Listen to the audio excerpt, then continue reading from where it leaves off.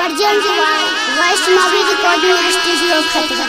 साले साले आबै छै कके मुसवारिया हो सबके दुआरिया सबके दुआरिया।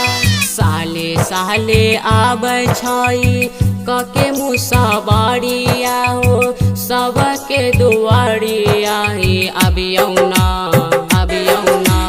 अबियौ हमरो अंगना मायो गौरी के ललनमा। अबियौ हमरो अंगना मायो गौरी के ललनम। यो गणपति यो गजानंदी मानु हमारो कहनमा। यो गजानंदी मानु हमारो कहनमा। आबू हमरो अंगनमा यो गौरी के ललनमा। आबू हमरो अंगनमा यो गौरी के ललनमा। आप सुन रहे हैं बोलियो बोलियो गणपति महाराज की जय। दिलीप शर्मा को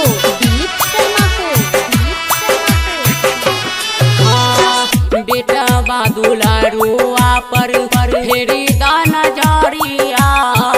दे दही चरण के धूल हो दर्शन देखो जाओ यो गजानंद जी। चढ़ाई कमाल के फूल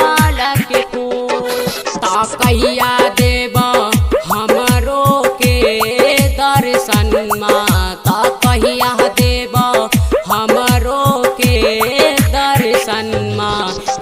आबू हमरो अंगना यो गौरी के ललनमा। आबू हमरो अंगना यो गौरी के ललनम।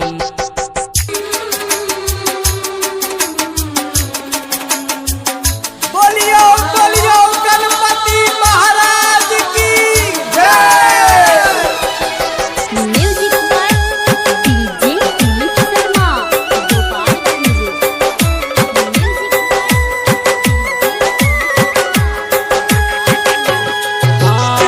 रहे के उपास बाबा करै छियै पूजा। सुनिलहि दुखिया के दुख हो घरबा के लोग सबे पूछे छ हमारा। कखन देखबै अपन मुँह। भागवत संतोष के मानिल कहनबा ता भागवत संतोष के मानिल कहनबा। आबू हमरो अंगनमा यो गौरी के ललनमा। आबू हमरो अंगनमा यो गौरी के ललनमा। वैष्णवी रिकॉर्डिंग स्टूडियो खतरा।